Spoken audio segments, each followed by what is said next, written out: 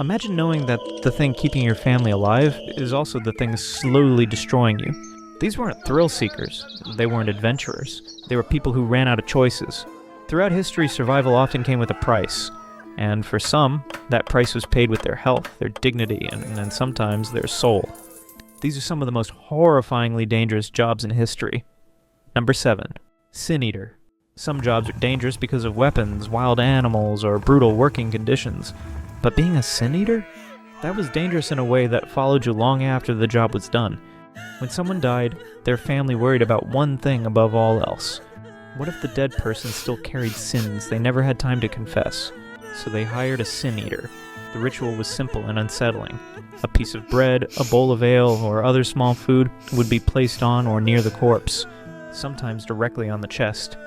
The Sin Eater would arrive, say a few prayers, and eat and drink over the body. The belief was that the sins of the deceased would pass into the food, and by consuming it, the Sin Eater would absorb them. At first glance it sounds strange, but harmless. It wasn't. Every ritual was believed to stain the Sin Eater's soul a little more. Communities needed them, but feared them, paid them, but shunned them. Sin Eaters often lived isolated lives, avoided by neighbors who believed they were spiritually polluted, walking containers of other people's guilt. Some believed that by the time a Sin Eater died, their soul was so burdened with borrowed sin that no prayer could save them. And the danger wasn't just spiritual. Sin Eaters were frequently summoned to the bedsides of plague victims and those who died from infectious diseases, long before anyone understood germs.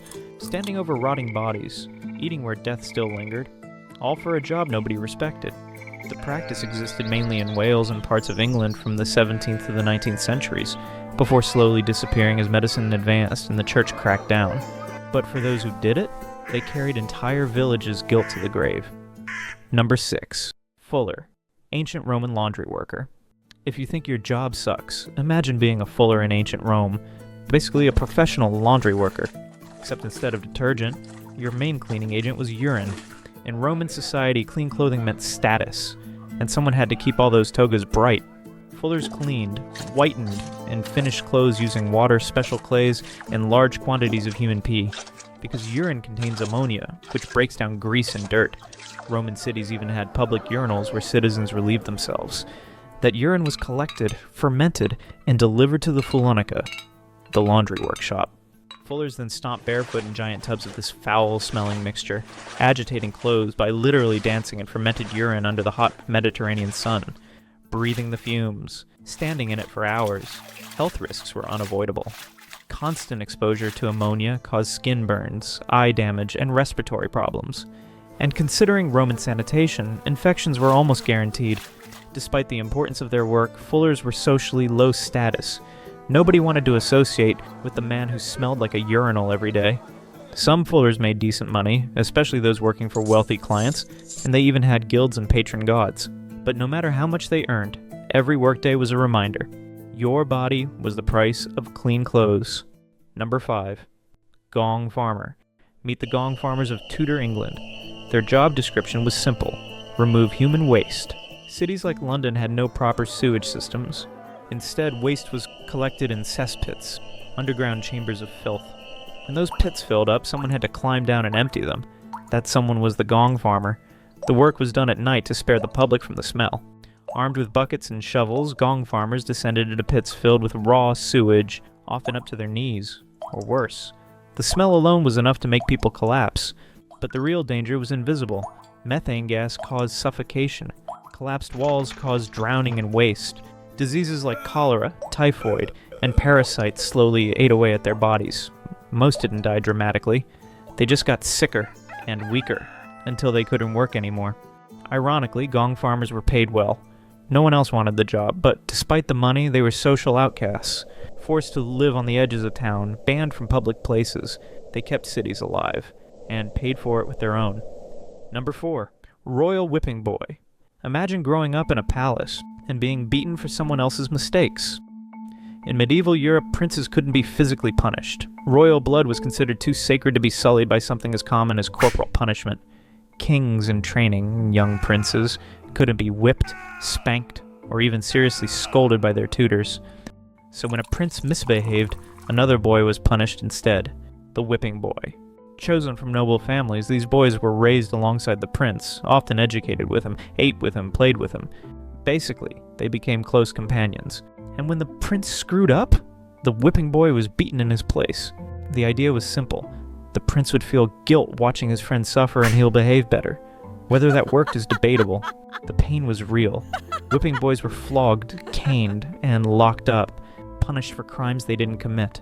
Their whole existence depended on the behavior of a moody, spoiled future king. Some later rose to power thanks to their closeness with the king. Others were quietly broken. Their childhood existed for one purpose: to suffer so someone else didn't have to. Number 3. Victorian rat catcher. Victorian England had a rat problem, a massive one. Rats filled streets, basements, sewers, and everywhere, carrying plague, typhus, and a host of other nasties that could wipe out entire neighborhoods. So rat catchers were weirdly essential, even if nobody actually wanted to get too close to one. Rat catchers hunted these rats for a living. Using traps and dogs, ferrets, or bare hands, they chased vermin through filth-filled spaces. One bite could mean infection or death. Many rat catchers crawled through places untouched by sunlight or sanitation for years. Some carried cages of live rats as proof of their skill. Others bred them, fueling rat-baiting blood sports, a grotesque form of public entertainment where dogs would be set against rats. Being a rat catcher wasn't just gross, it was deadly.